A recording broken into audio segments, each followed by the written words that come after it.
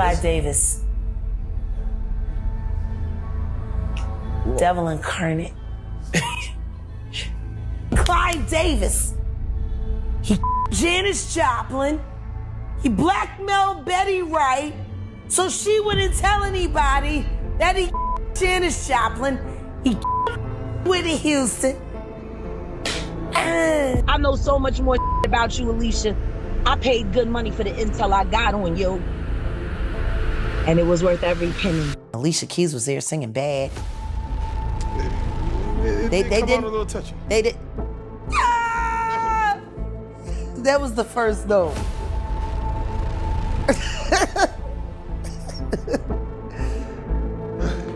Was it her or was it the demon inside of her asking to be let out? Clip 1. The music industry loves polished stories. It celebrates success, talent, and inspiration. But behind every polished story is another version, one shaped by pressure, influence, silence, and guidance that isn't always visible. Today, we examine the career of Alicia Keys and the powerful systems that helped shape her rise. This is not a hit piece. It's a commentary on patterns, the pattern of protection, the pattern of silence, and the choice of peace over public confrontation. Alicia Keys is admired for her voice, her grace, and her presence. But this story asks whether a carefully managed structure stood behind her from the beginning, one that guided her art, her image, her relationships, and even her responses when controversy appeared. We'll explore her early career, her connection to Clive Davis, her collaborations with Jay-Z, moments of personal controversy, the no-makeup movement, the Saudi Arabia performance, and the rumors she never publicly addressed. You know what Clive Davis did for Whitney Houston? While he was busy trying to bring her back. See, people forget, before she came to the United States, he sent her on an international tour. And she went out on tour, and she was still getting high at the time. You know, let's see. What happens if I put in Whitney Houston,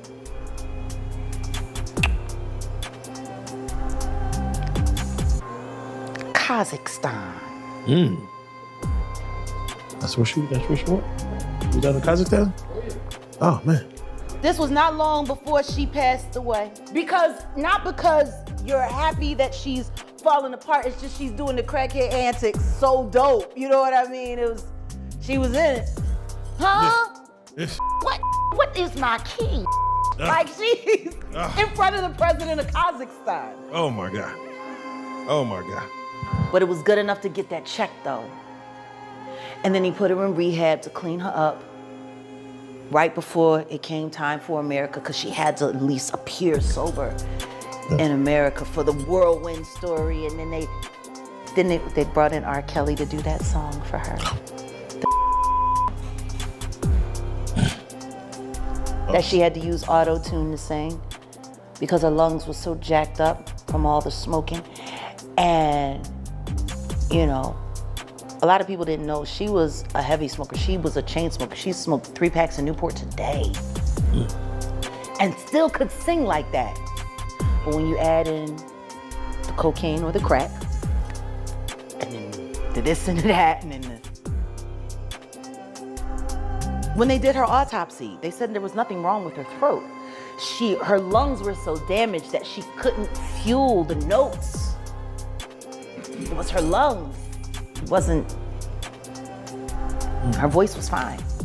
Oh. That's how Clive. Alicia Keys entered the industry young, gifted, and undeniable. She played piano with instinct. She wrote with emotional depth. But talent alone doesn't create superstardom. That shift came when Clive Davis discovered her. At just 19, Alicia became one of the last major artists he personally signed. Clive Davis is known not just for finding talent, but for shaping it. He understands branding, radio, timing, and longevity.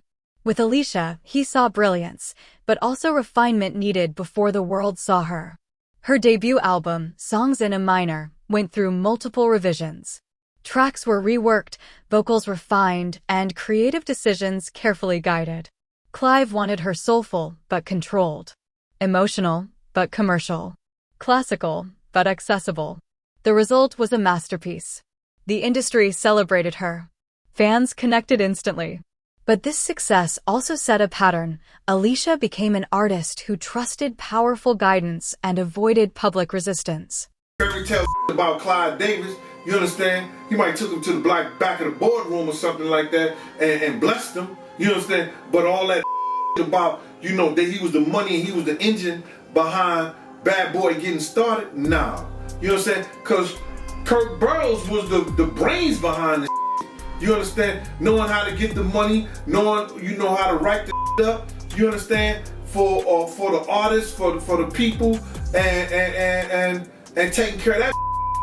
You understand? Because when we was doing the parties and Puff had the red zone, the building, and everything like that, we would always take the money over to Fifth Avenue to Kirk Burroughs' house. He stayed over there on 111th and Fifth Avenue, across the street from the Schomburg. So all that they get on television and you see in the Bad Boy story that they was going to Scarsdale with that. That's they try to X Kirk Burroughs out of his legacy of starting and doing everything for Bad Boy.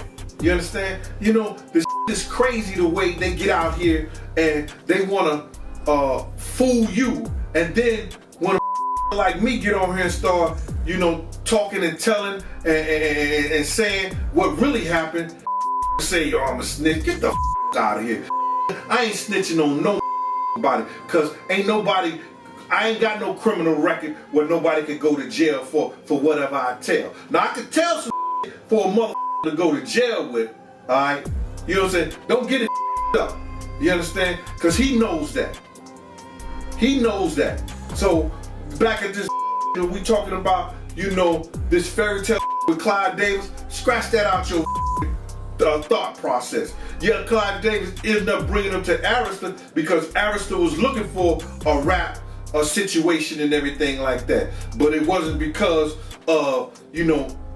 he Puff didn't have the avenue and he had an artist and he had that. He got that because he kept the engine going with the Bad Boy money from Buck and L from Buck. And you know why they got 916 to like synthesis, because they was out there doing their thing as entrepreneurs, street entrepreneurs. It ain't it's public record, so it ain't no it is what it is. You understand? These cats get out here, and they don't have no honor no more. You understand? They want you to think it's alright, you understand? And they hard body because they sitting around here kissing other men in the mouth and,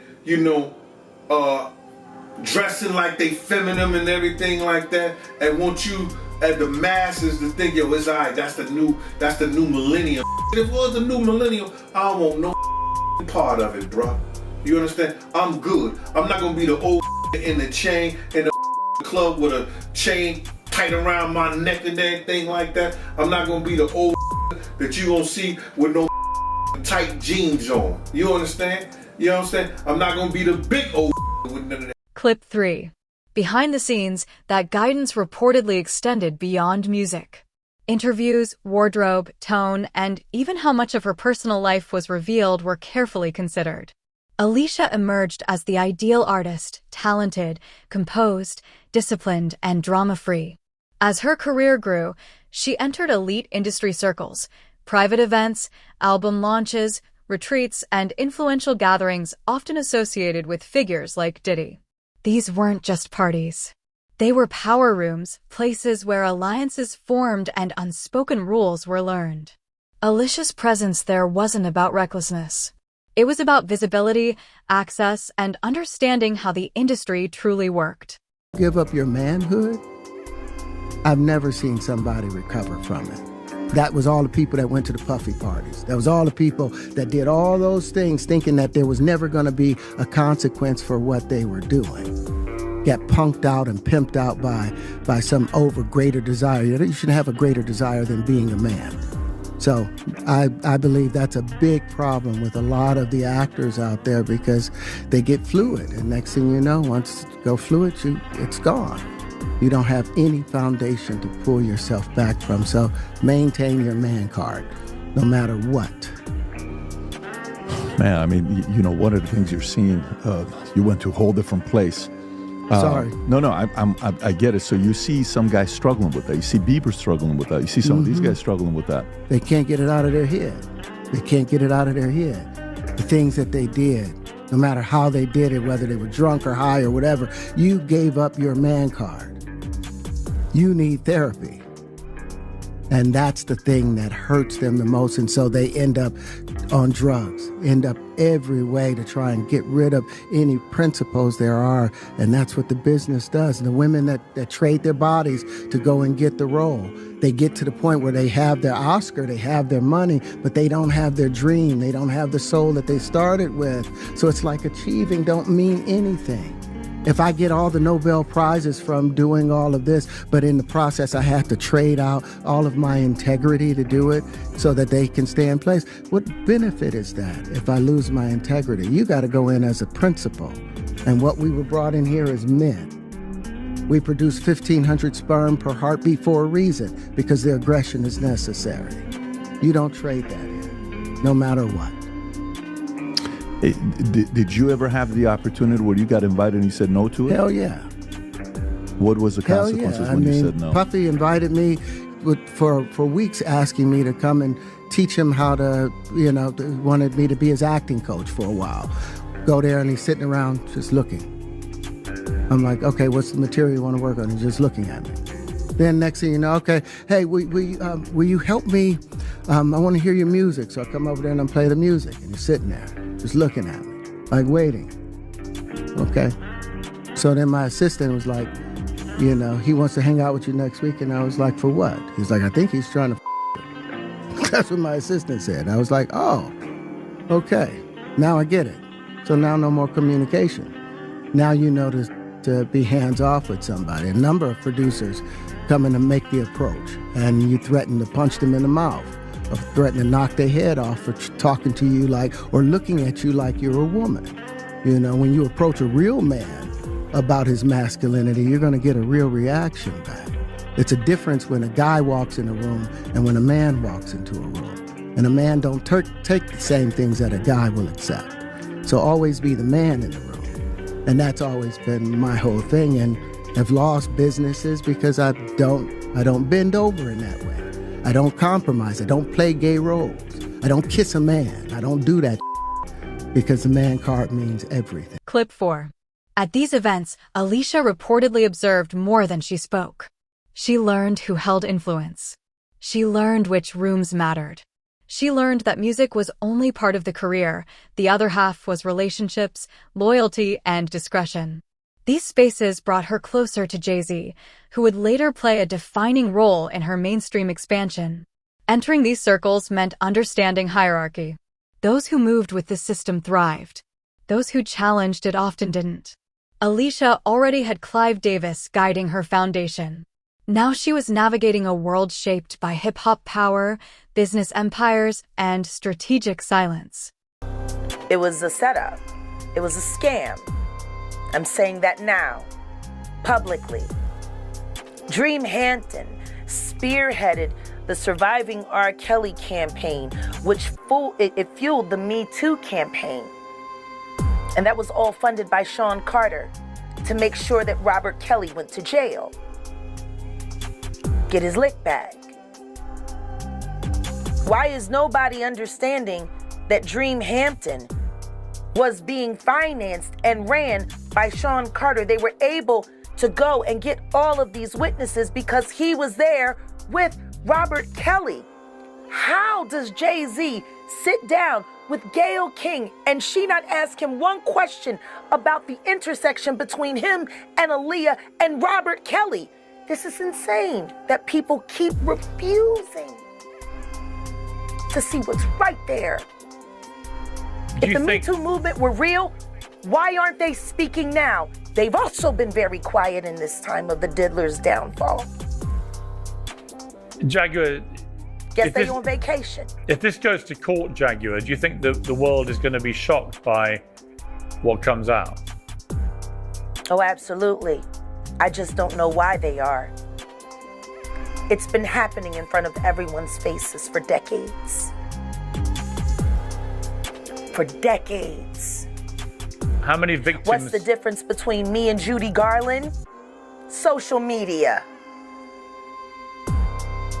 How many victims? There was none for her. How many victims potentially do you think there could be? Thousands. Thousands. I've talked to hundreds that I deal with still myself. I have 3 victims right now who are willing to give testimony about not only what Mr. Carter has done to them, but his wife as well. They're a nasty little couple. They do nasty things. What do you think happened with Kim Keeping Porter? people against their will. Putting people on planes while they're unconscious, just like Aaliyah got on that plane. Unconscious. There's a lot of things that people don't want to talk about, Pierce. Listen, like I said, Jay-Z and Beyonce are not here, unfortunately, to respond to that. I know. I'm just being honest with you. No, you're perfectly entitled to your views, obviously. Kim Porter, a new book claims that Diddy may have been involved in her early death. What do you think of that? I think people should really look into that more. I am friends with Albie Shore. I love him. I love his children. I knew Kim. We used to all hang out together at the Kit Kat Club back in the mid-90s when Diddy was first starting his reign. I watched that whole thing happen. And everything that Albert has been through, every attempt on his life that has been ignored by the authorities, it all leads back to Diddy, and everyone knows it. The wiretapping of the phones, putting air tag on children during visits. These are normal practices of these people. Clip 5. That influence crystallized with Empire State of Mind. Before the song, Alicia was respected. After it, she became monumental, the voice of New York, a symbol larger than genre. She wasn't the original choice for the record, but Jay-Z selected her. Artistically, her voice fit the vision. Strategically, the collaboration expanded her reach into new audiences. The song reshaped her career. Awards, global recognition, and cultural permanence followed. With that elevation came expectation. Alicia's image became more valuable. Her restraint became part of the brand. She avoided public conflict, industry politics, and controversy. The system that elevated her also protected her, and she protected it in return. Yeah, my face is on fire. I'm burnt to fricassee. Oh, yeah. She, y'all gotta agree. There's white sports and there's black sports. There's certain things, kayaking with the whales. We need to be on the boat for the yacht for that. Doing new things. Yeah, but anything can happen. Like, we gotta get back to the kids. Why is your joint last so long? Because you're on the story. I'm on the actual Instagram. I mean, I know why. So we can't cut it off. Cheers. Cheers. You crazy. Okay, what you want to do? Skydive next? Clip 6. One of the most public moments of scrutiny came with her relationship with Swizz Beatz. At the time, he was married and accusations surfaced publicly. Many expected Alicia to respond. She didn't. Her silence allowed the controversy to fade rather than escalate. That choice became a defining feature of her career. Some interpreted it as grace. Others questioned accountability. But the result was clear. The story lost momentum, and her image remained intact. Responding to cheating rumors and that they are getting a divorce. Over the last week, a lot of you have been hitting me up or in the comment section talking about, Kempire, have you seen the latest news on Alicia Keys and Swizz Beatz? And I was like, no, I haven't. And then I saw a story where they were saying that Swizz Beatz impregnated some white lady and Alicia Keys filed for divorce. Well, just a couple of days ago, Swizz Beatz posted on his social media pictures of him and his wife, Alicia Keys, in Japan, and he had a message. So Swizz Beatz says this in the comment section with a bunch of emojis. Positive vibes only, blessings and endless love. We wish you endless love and happiness. The Dean's 15th. Damn, Alicia, it's been 15 plus years since you took that lady's husband. She did. But less than 24 hours ago, Alicia Keys responded in the comment section saying this. And of course, he pinned her comment saying, "I adore you beyond words, my king. We are more connected than ever, forevermore." Plot twist, they have an open marriage. I'm kidding. I mean, I don't know. You just never know people's circumstances and things like that. I don't know if there's a baby. I don't know about any photos. I don't know if she ever filed for divorce. I don't know. Marriages go through things. Could they have gone through something? Maybe. I don't know. But when that rumor came out, I hadn't heard anything solid or legitimate. But here we are. She says she's gonna stick beside him. But I know some of y'all that were doing videos on this could not wait for the day that this happened to Alicia Keys, because a lot of you say, how you got him is how you gonna lose him. Well, at least not yet. Or at least based off of whatever circumstances within their relationship, they're like, that's not necessarily a deal breaker. We don't know. Again. Clip 7. That pattern continued with the no makeup movement. Initially praised as empowering and authentic, it later faced criticism as appearances seemed inconsistent. Once again, Alicia offered no explanation. She let interpretation run its course. The commentary suggests silence became her strongest tool. When she spoke, she softened narratives. When she didn't, time dissolved them. Whether intentional or instinctive, the strategy worked. Outlets praised her bravery for a while. She became the face of authenticity, but eventually, cracks began to show. In 2024, Alicia performed at a women's summit in Saudi Arabia, drawing criticism from activists. Her public posts highlighted joy and pride, not controversy. She didn't address the backlash. The silence preserved neutrality and avoided political entanglement, but also raised questions about selective activism. This wasn't a new approach. It reflected a system she'd operated within since her teens. Over the years, rumors surfaced and faded without response. None became defining scandals. That isn't coincidence. It's protection through structure, influence, and discretion. What does that mean? It was a party favor. That was somebody you could take off the table. So you're telling me they set children? I set children on a table. Like when you go to a birthday party and they have gift bags for everybody that comes that have candy and toys in them, yep. And they set them on the table. So you're telling me at the freak off parties, mm-hmm. They put children on the table instead of gift bags, mm-hmm. And then people can do what? Take you off the table and have you, even though it's against the rules to do certain things like or full health. Sometimes that's against the rules. Like for me, that was against the rules, but that didn't matter. That did not matter. So they come choose you off the table, do whatever they want with you, and then what happens? Then they put you back on the table. They put you back on the table for somebody else to come choose you? Mm-hmm. Okay. That's called a party favor effect. That's just one of the little things that go on at the freak off parties with children. Were there animals there? Mm-hmm. Goats. Did they turn the animals loose on the kids? Yeah.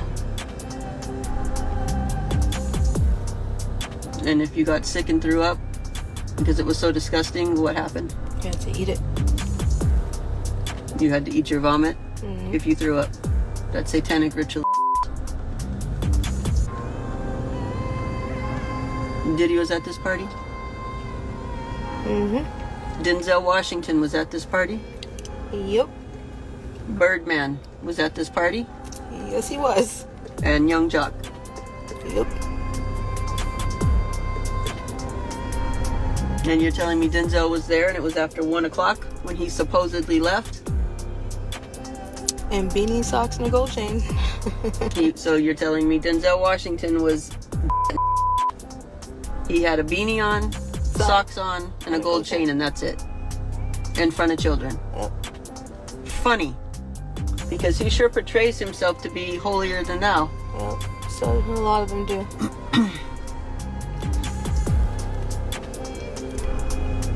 I think you also told me that one of those men have a birthmark. Left thigh. One of those men have a birthmark on their left thigh.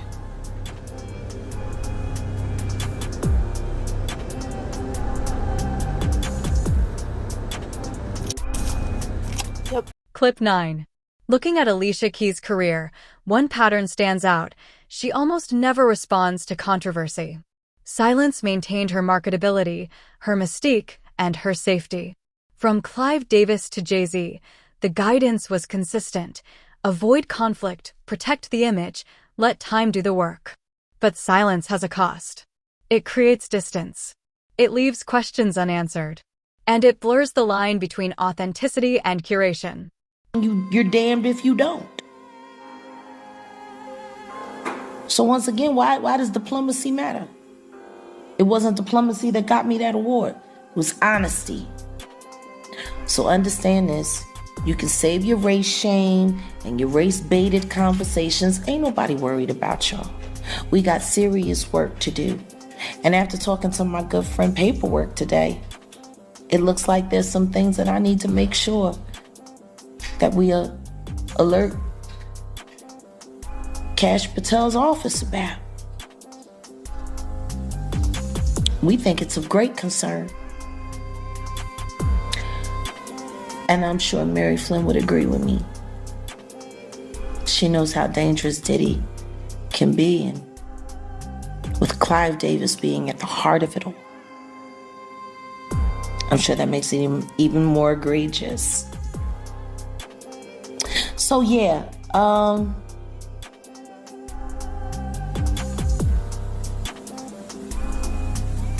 last time I checked, I'm American.